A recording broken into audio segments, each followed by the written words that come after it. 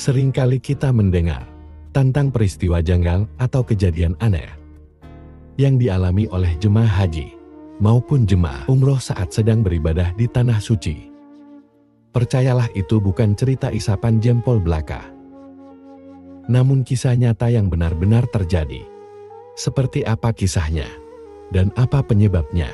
Mari kita simak bersama.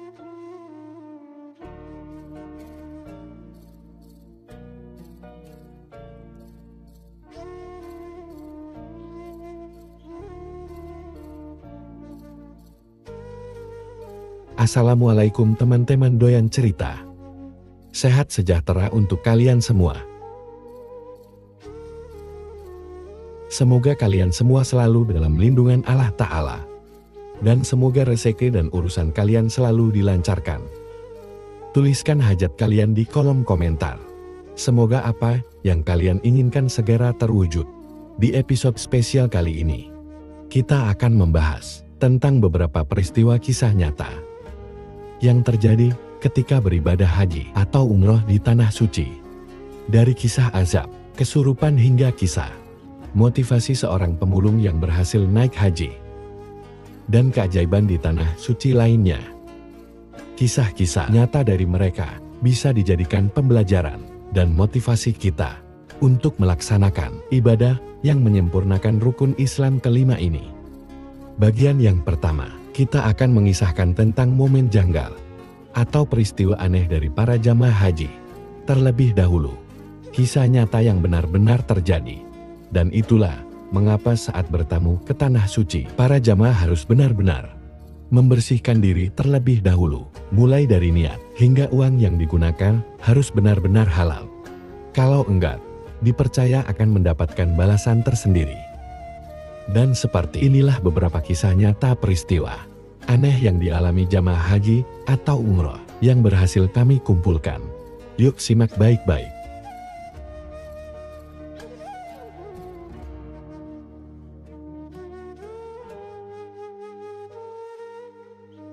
Kisah nyata yang pertama diawali dari jamaah haji yang berasal dari Madura. Pada tahun 2017, jamaah ini mengalami kejadian aneh dan tidak biasa. Awalnya jamaah haji ini tidak suatu hal apapun dan tidak mengalami suatu hal yang aneh sekalipun. Beliau juga dalam kondisi baik-baik saja. Hingga akhirnya rombongan jamaah haji ini tiba di sebuah masjid yang terletak di Kampung Maklah. Dan ia meminta kepada sopir bus untuk turun sejenak. Dan dia menginginkan untuk melihat masjid tersebut. Setelah permintaan itu diturutin oleh sopir bus, pria itu mendekati masjid. Hingga akhirnya pria tersebut mengalami hal yang tak terduga. Ia semakin menjerit-jerit di jalanan. Dan para petugas yang melihatnya pun mengejarnya. Setelah itu, pria tersebut dibawa ke kantor sektor haji Indonesia yang terletak di Jafariyah, Mekah.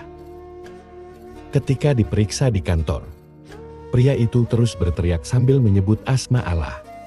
Petugas yang menanganinya pun kebingungan menghadapi ulahnya kala itu. Lalu apa sih penyebab pria tersebut hingga mengalami kesurupan?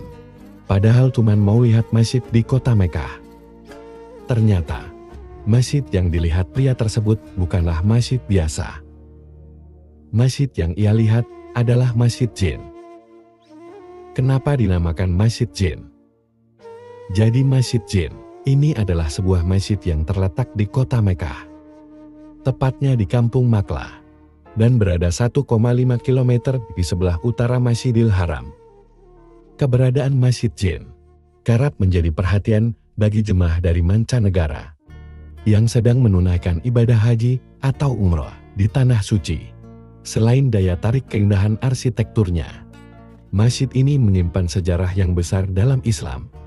Mengutip dari buku situs-situs dalam Al-Quran, karya Syahruddin El-Fikri, asal-usul penamaan Masjid Jin didasari oleh suatu peristiwa di zaman Rasulullah Shallallahu Alaihi Wasallam yang berkaitan dengan bangsa jin dan dakwah Islam.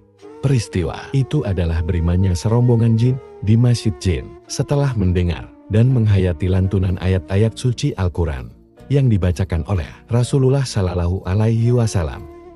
Pada saat itu, para jin berbayat untuk beriman kepada Allah Subhanahu wa Ta'ala, mengikuti ajaran Islam, dan menyebarkan agama Allah Subhanahu wa Ta'ala di kalangan mereka. Hal ini menjadikan Masjid Jin juga dikenal dengan nama Masjid Al-Ba'iyah, yaitu masjid tempat serombongan jin melakukan bayat. Peristiwa ini termaktub dalam Al-Quran. Allah Subhanahu wa Ta'ala berfirman, "Dan ingatlah ketika kami hadapkan serombongan jin kepadamu yang mendengarkan Al-Quran, maka tatkala mereka menghadiri pembacaannya, lalu mereka berkata, 'Diamlah kamu untuk mendengarkannya.' Ketika pembacaan telah selesai, mereka kembali kepada kaumnya untuk memberi peringatan. Mereka berkata, 'Hai kaum kami, sesungguhnya kami telah mendengarkan kitab Al-Quran yang telah diturunkan sesudah Musa, yang membenarkan kitab-kitab yang sebelumnya, lagi memimpin kepada kebenaran dan kepada jalan yang lurus." Quran Surat Al-Ahqaf ayat 29-30. Dilansir dari buku Misteri Mukjizat Mekkah dan Madinah, karya Namin Asiman Asizun, dalam suatu riwayat yang dimuat oleh Imam Bukhari dan Tirmidzi, dari Ibnu Abbas disebutkan bahwa peristiwa pertemuan antara Rasulullah Shallallahu Alaihi Wasallam dan serombongan jin tersebut terjadi ketika beliau bersama para sahabat sedang dalam perjalanan menuju pasar Ukas. Ketika sampai di daerah Tihama, Rasulullah Shallallahu Alaihi Wasallam dan rombongannya melaksanakan salat fajar. Rupanya salat tersebut mengakibatkan terhalangnya berita-berita langit yang biasa dicuri oleh para setan atau jin yang kafir. Bahkan, setan-setan yang sedang mencoba mencuri berita itu mendapat lemparan bintang-bintang, sehingga terpaksa pulang ke tempat kaumnya. Setibanya di tempat kaumnya, setan-setan tersebut ditanya oleh kaumnya, "Apa yang menyebabkan kalian terhalang mendapat berita langit?" Mereka menjawab, "Kami terhalang mendapatkan berita langit. Bahkan kami dikejar oleh bintang-bintang." Kaum setan lantas menjawab, "Tidak mungkin ada halangan antara kita dengan berita langit. Pasti ini ada sebabnya." Kemudian pimpinan mereka memerintahkan, "Menyebarlah kalian ke barat dan ke timur. Carilah penghalang tersebut." Setelah itu, setan-setan tersebut menyebar ke seluruh pelosok jagat untuk mencari penyebab terhalangnya berita langit tersebut. Sebagian dari mereka sampai ke daerah tempat Rasulullah Shallallahu Alaihi Wasallam salat. Saat itu tengah melakukan salat subuh dan membaca surat Ar-Rahman. Para jin tersebut mendengar dan memperhatikan dengan seksama bacaan Rasulullah Shallallahu Alaihi Wasallam. Lalu mereka berkata, "Demi Allah, pasti inilah yang menyebabkan kita terhalang dari berita langit." Mereka sangat mengagumi ayat-ayat Al-Quran yang didengarnya, kemudian mengimaninya. Selanjutnya, mereka pulang kepada kaumnya dan menyampaikan kejadian yang mereka alami. Kaum mereka pun menerima dan mengimani ajaran yang dibawa tersebut. Peristiwa ini menjadi sebab turunnya Al-Quran, Surat Al-Jin ayat 1, yang memberitahukan kepada Rasulullah Shallallahu Alaihi Wasallam mengenai peristiwa alam gaib yang terjadi di sekeliling beliau dan para sahabat saat itu. Allah Subhanahu wa Ta'ala berfirman, "Katakanlah hai Muhammad, telah diwahyukan kepadamu bahwasanya telah mendengarkan sekumpulan jin akan Al-Quran." Lalu mereka berkata, "Sesungguhnya kami telah mendengarkan Al-Quran yang menakjubkan." Quran Surat Al-Jin ayat 1. Tempat di mana Rasulullah Shallallahu Alaihi Wasallam bertemu dengan rombongan jin tersebut, kemudian diabadikan dengan didirikan masjid yang digunakan untuk salat berjamaah 5 waktu, seperti pada umumnya. Meskipun diberi nama Masjid Jin, bukan berarti di dalam masjid tersebut hanya ada jin, melainkan nama masjid ini hanya lambang sejarah dari peristiwa berimannya serombongan jin.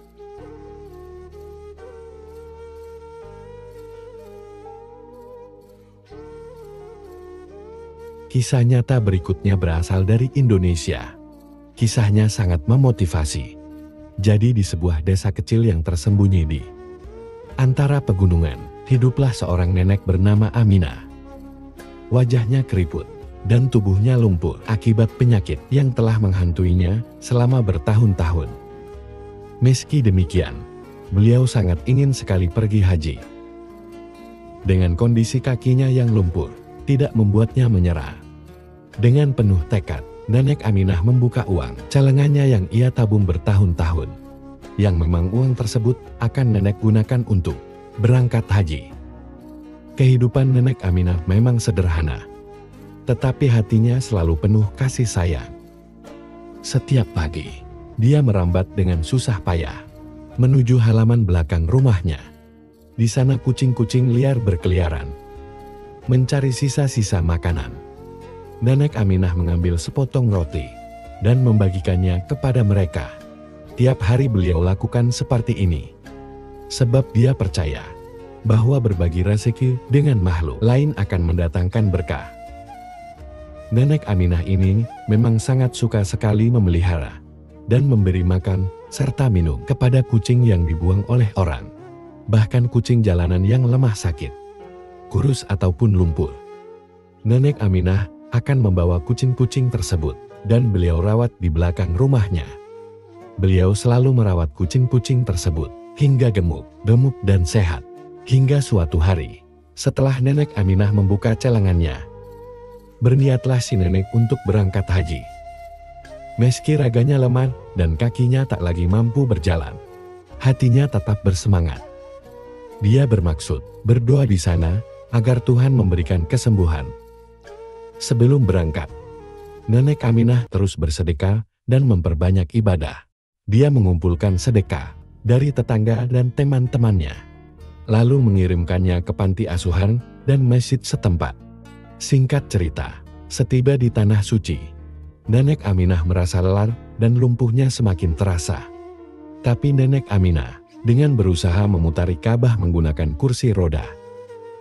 Beliau juga mengamalkan sunah-sunah Nabi saat melakukan ibadah haji. Hingga pada puncaknya, Nenek Aminah bertemu dengan seekor kucing di sekitar pelataran Masjidil Haram. Kucing tersebut dalam kondisi kurus pincang, lapar dan lemah tak berdaya. Nenek Aminah tidak tega melihat kucing itu menderita. Nenek Aminah pun menghampiri kucing itu dan memberinya makanan dari bekal yang nenek bawa, sekaligus memberinya minuman air zam-zam. Dengan hati yang tulus dan penuh kasih sayang, Nenek Aminah mengelus kepala si kucing. Dengan izin Allah, kucing itu pun sembuh. Lalu kucing itu pun mencium kaki Nenek Aminah dan mengelus kepalanya di kaki Nenek Aminah, seperti mengucapkan tanda terima kasih dari seekor kucing. Ajaibnya kaki Nenek Aminah yang awalnya lumpuh, tiba-tiba merasakan kehangatan yang luar biasa. Tubuhnya terasa ringan, dan dia bisa berdiri tegak. Nenek Aminah menangis bahagia dan sujud penuh syukur. Mukjizat kesembuhan yang Nenek Aminah nantikan. Kesembuhan ini yang membuat Nenek Aminah melakukan tawaf tanpa menggunakan kursi roda. Singkat cerita, setelah selesai melaksanakan ibadah haji, Nenek Aminah hendak pulang ke Indonesia. Beliau melihat kucing yang pernah ia tolong di bandara. Namun kucing itu tiba-tiba hilang entah kemana.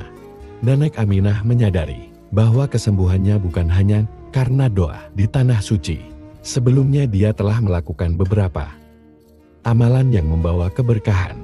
Memberi makan kucing-kucing liar dengan tulus dan ikhlas. Dia mengerti bahwa makhluk-makhluk kecil ini juga butuh kasih sayang dan perhatian.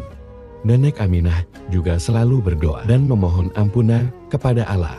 Dia mengucapkan istighfar setiap kali merasa lemah dan putus asa.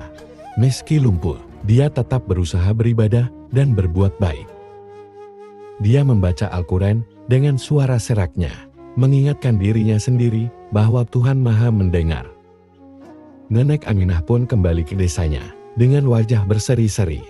Dia bercerita tentang mukjizat kesembuhannya dan bagaimana amalan-amalan kecil membawa keberkahan dan menginspirasi banyak orang. Dari kisah nyata beliau ini, Nenek Aminah kini bisa berjalan tanpa bantuan tongkat maupun kursi roda.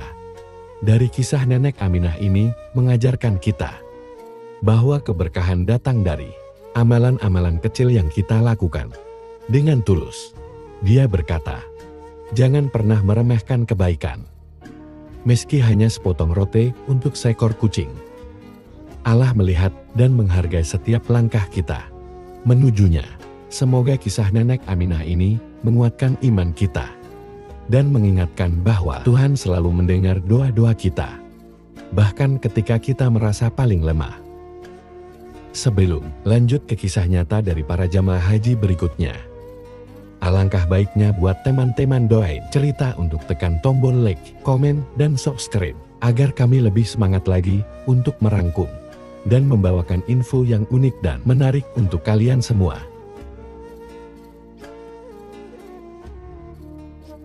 Amin. Kisah nyata berikutnya berasal dari jemaah haji Malaysia yang tidak bisa melihat bangunan Ka'bah meski 7 kali naik haji. Saat itu sebut saja nama samarannya adalah Hasan. Sebagai seorang anak yang berbakti kepada orang tuanya, Hasan mengajak ibunya yang bernama samaran juga, yakni Sarah, untuk menunaikan ibadah haji. Singkat cerita, keduanya tiba di tanah suci dengan hati dan niat yang ikhlas. Di depan Ka'bah, Hasan menggandeng ibunya dan berbisik, "Ibu, lihatlah, itu bangunan Ka'bah di depan kita," kata Hasan, menunjuk kepada bangunan 4 persegi berwarna hitam itu. Namun ibunya sama sekali tidak melihat apa yang ditunjukkan oleh anaknya. Hasan bingung melihat raut wajah ibunya yang penuh kebingungan. Di wajahnya tampak kegelapan. Padahal tak ada masalah dengan kesehatan matanya. Beberapa menit sebelumnya, ia masih melihat segalanya dengan jelas. Tapi mengapa memasuki Masjidil Haram, segalanya menjadi gelap gulita. Tapi Hasan tidak pernah patah arang. Ia salat memohon ampunannya. Hati Hasan begitu sedih, terasa hampa menjadi tamu Allah, tanpa menyaksikan segala kebesarannya, tanpa merasakan kuasanya dan juga rahmatnya. Hasan berniat akan kembali membawa ibunya berhaji tahun depan. Namun kejadian serupa terulang lagi. Ibunya kembali dibutakan di dekat Ka'bah, sehingga tak dapat menyaksikan bangunan yang merupakan simbol persatuan umat Islam itu. Wanita itu tidak bisa melihat Ka'bah. Setiap berada di Masjidil Haram, yang tampak di matanya hanyalah gelap dan gelap. Begitulah keganjilan yang terjadi pada diri Sarah, hingga kejadian itu berulang sampai 7 kali menunaikan ibadah haji. Hasan pun tak habis pikir, apakah ibunya punya kesalahan sehingga mendapatkan azab dari Allah Subhanahu wa Ta'ala? Apa yang telah diperbuat ibunya sehingga mendapat musibah seperti itu? Segala pertanyaan berkecamuk dalam dirinya. Namun ia tetap berusaha membawa ibunya kembali ke tanah suci, berharap bahwa dengan ibadah dan taubat yang sungguh-sungguh, ibundanya akan dapat merasakan anugerahnya dengan menatap Ka'bah kelak. Kisah dari Hasan dan Ibu Sarah ini mengajarkan kita tentang ketabahan, keikhlasan, dan tentunya misteri yang tak terpecahkan. Mengapa Ibu Sarah tidak bisa melihat Ka'bah? Hanya Allah yang tahu. Namun Hasan terus berdoa dan berusaha, karena di balik mata buta ibunya tersimpan rahasia yang hanya Allah yang mengetahuinya.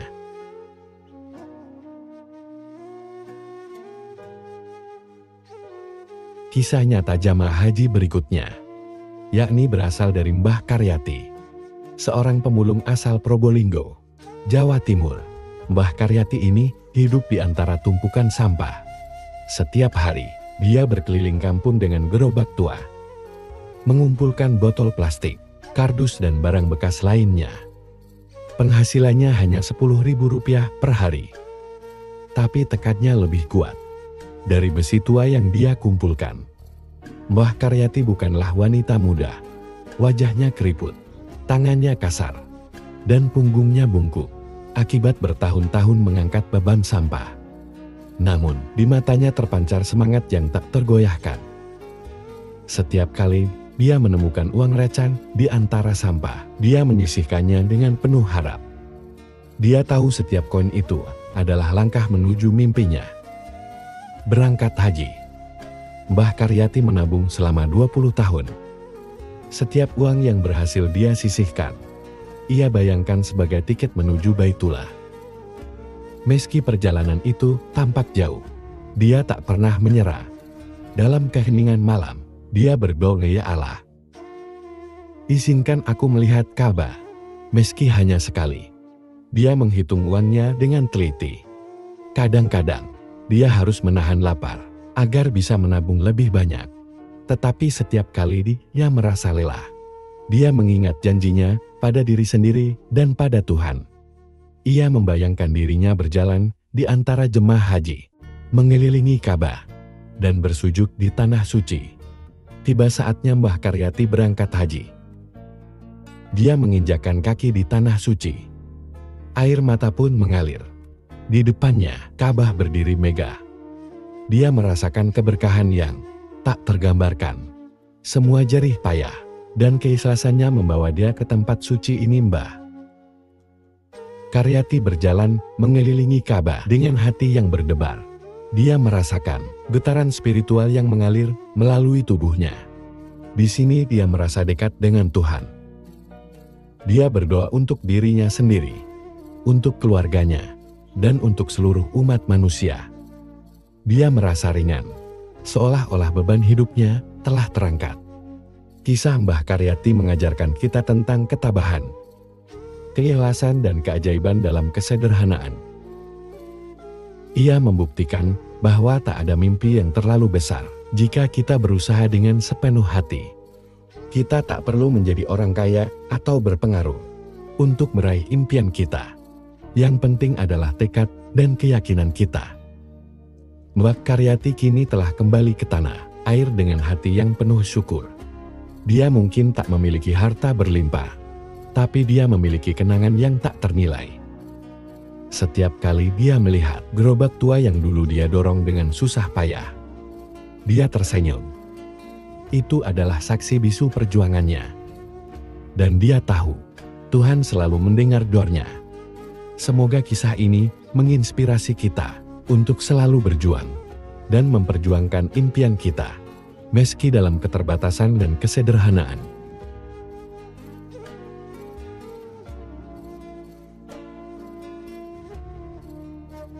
Kisah nyata yang mengejutkan berikutnya tentang seorang jamaah haji Indonesia yang berasal dari Depok. Kisah ini mengajarkan kita tentang pentingnya berbuat baik dan menjauhi dosa. Jadi di suatu masa yang tidak terlalu lama, ada seorang pria licik, sebut saja namanya si Fulan. Si Fulan ini dalam kesehariannya bukanlah orang yang jujur. Ia selalu mencari celah untuk mengambil keuntungan dari orang lain. Ia berbohong, mencuri, dan memanfaatkan orang-orang di sekitarnya. Dosa-dosanya semakin bertambah setiap harinya. Wulan sering menipu tetangganya dengan menjual barang palsu. Ia juga memanfaatkan orang miskin dengan memberikan pinjaman uang dengan bunga yang sangat tinggi. Ia tidak pernah merasa bersalah atas perbuatannya itu.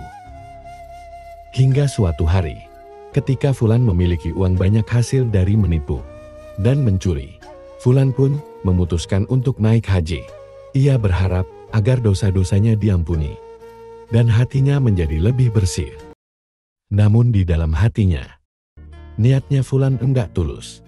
Ia masih memikirkan cara-cara untuk mengambil keuntungan selama perjalanan haji. Fulan pun berangkat dengan hati yang gelisah. Ia berdoa agar Allah mengampuni dosa-dosanya dan memberikan petunjuk. Namun di dalam hati kecilnya, ia masih merencanakan cara untuk mengambil keuntungan selama perjalanan. Karena kebiasaan buruk Fulan inilah, datang sebuah azab yang mengejutkan. Ketika Fulan tiba di Mekah, ia merasa sangat lelah. Ia memutuskan untuk beristirahat di dekat Masjidil Haram. Di tengah tidurnya, Fulan bermimpi aneh.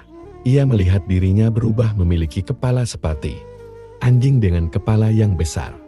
Kepalanya terasa berat dan tidak bisa diangkat. Fulan merasa sangat ketakutan. Dalam mimpinya, Fulan melihat dirinya berkeliling di sekitar Ka'bah dengan kepala anjing yang besar. Orang-orang menatapnya dengan heran.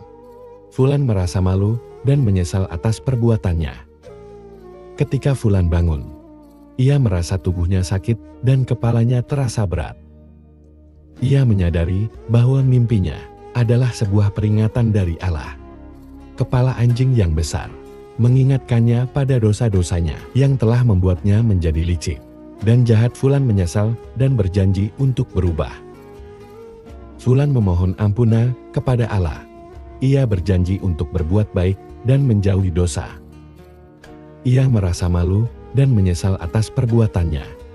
Ia berharap agar Allah mengampuni dosa-dosanya. Kisah Fulan mengajarkan kita bahwa Allah Maha Pengampun. Tetapi kita harus tulus dalam niat dan bertobat dengan sungguh-sungguh.